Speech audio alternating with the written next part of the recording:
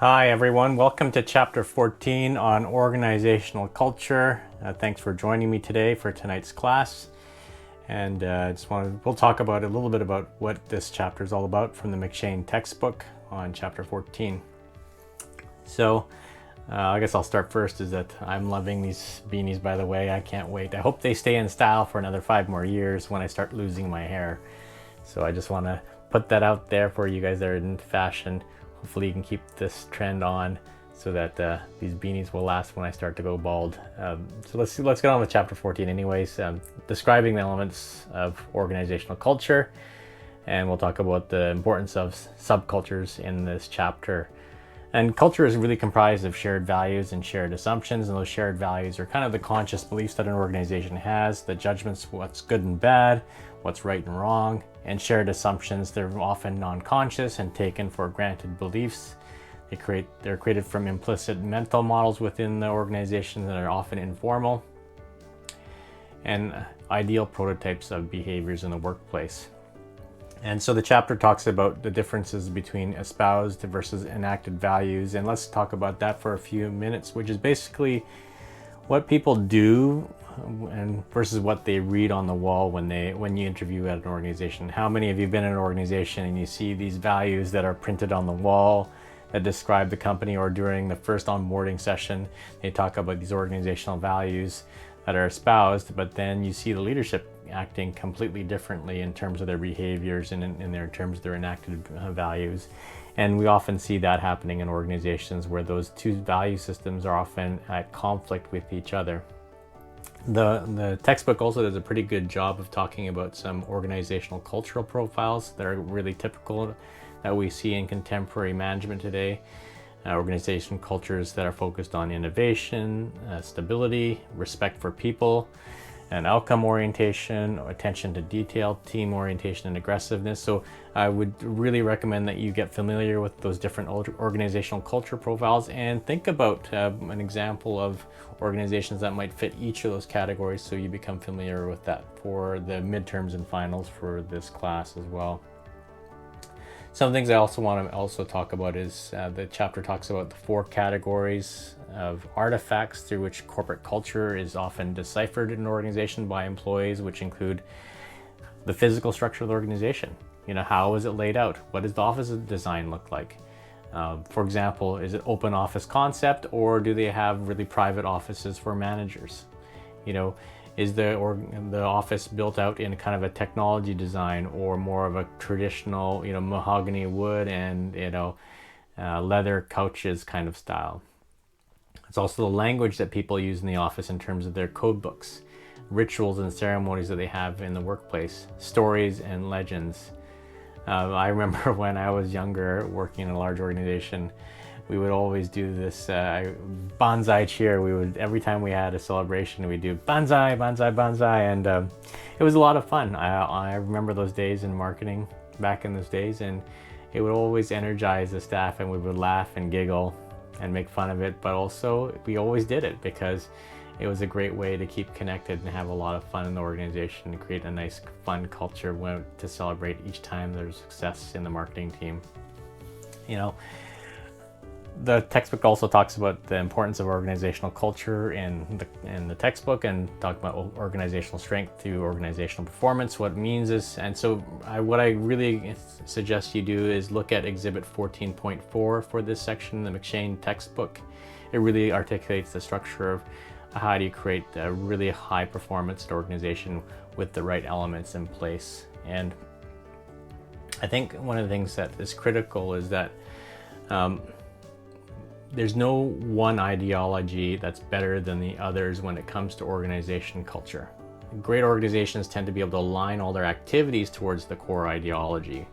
And I'm taking this a lot from Jim Collins' work on Good to Great, and really around that organizations that get this wrong are the ones that really behave differently from what they say they want to do.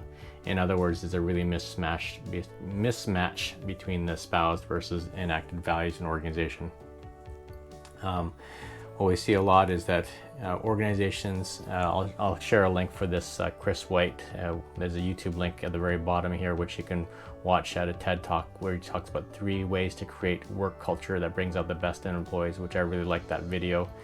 And he talks about making people psychologically feel safe in the workplace. And we've talked about this concept of psychological safety before, making employees feel undervalued, and so they stop trying hard.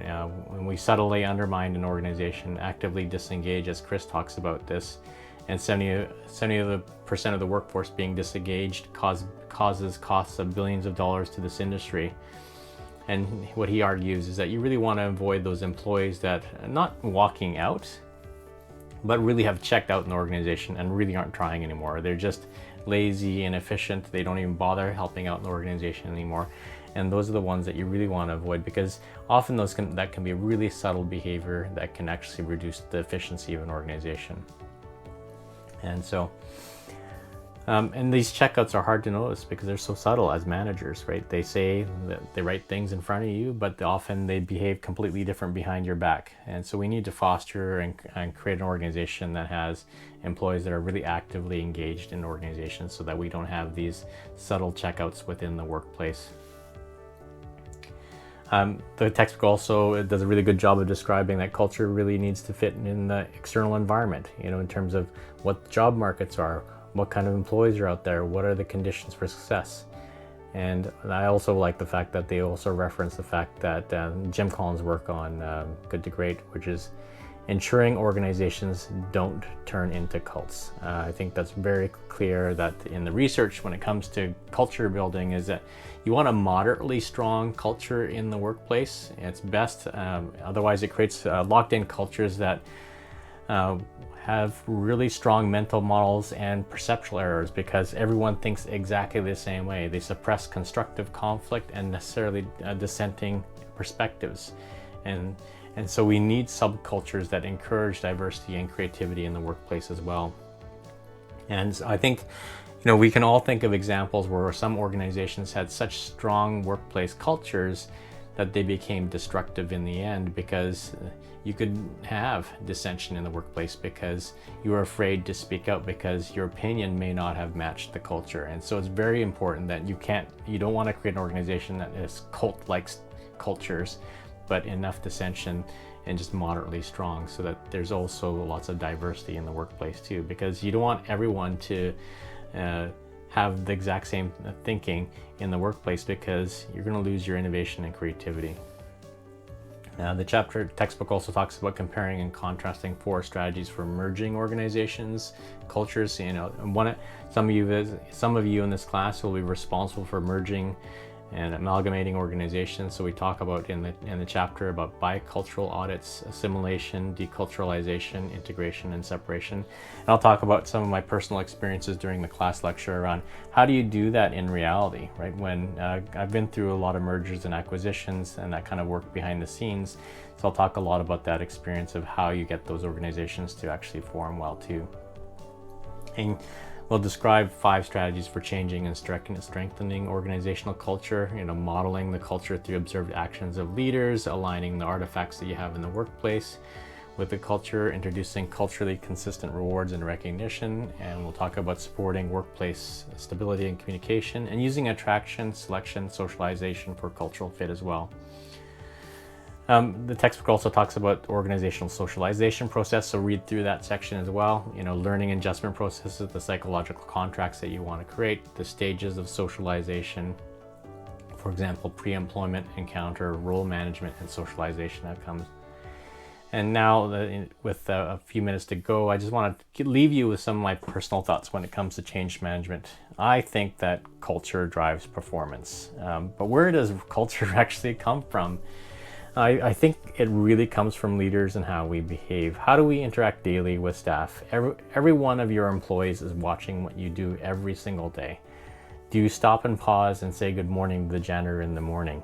Do you stop and pause and say good night to the security guard on the way out the door when the building is dark? And every employee is so rushed to leave the office that they don't even bother making eye contact with the security guard because they're thinking about having to rush home through the commute.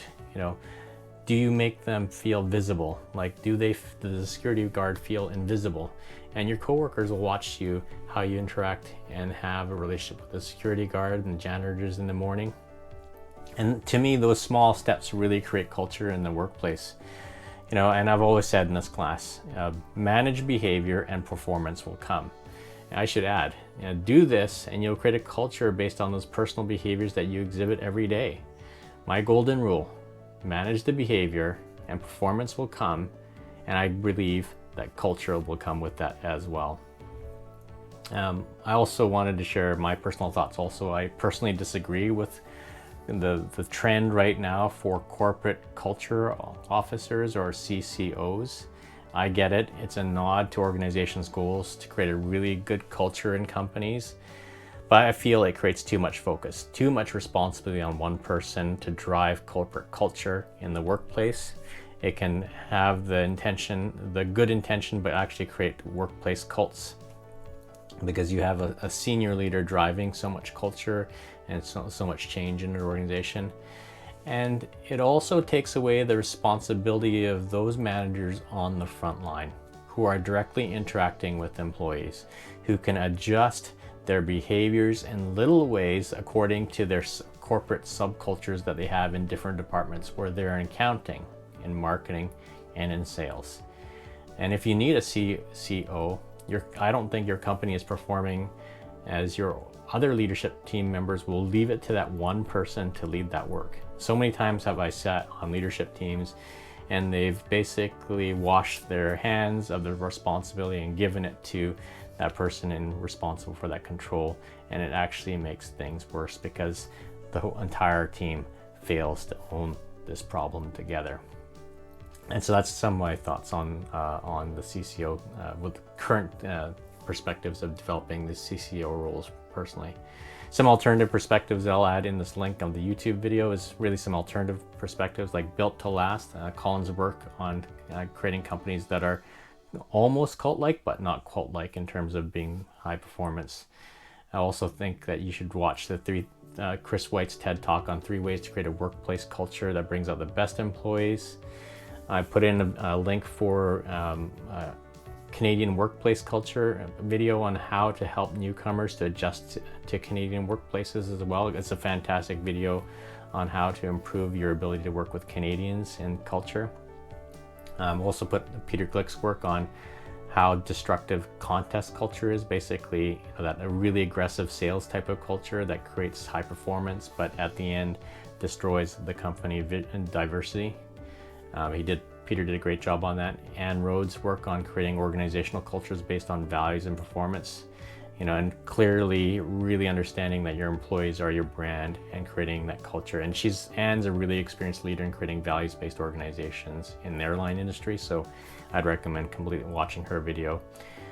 Kim's work on workplace culture from TEDxOmaha, he talks a lot about the gap and why that exists, on how organizational leadership behavior often doesn't match what the culture is in the organization. And I also want you to recommend you to watch Vineet's video from TEDxAI, in which he talked about employees first, customers second. And it's a fantastic video.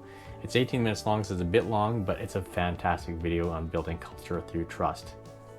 Those have been my favorite kind of reference points for culture building in organizations, and I hope you find some of those of value as well. So anyways, regardless, we'll debrief during the class lecture on many of these TED Talk videos, so make sure you go through them, and also the class lecture notes to the Prezi slides as well. So talk to you guys. Thanks very much for listening. Bye.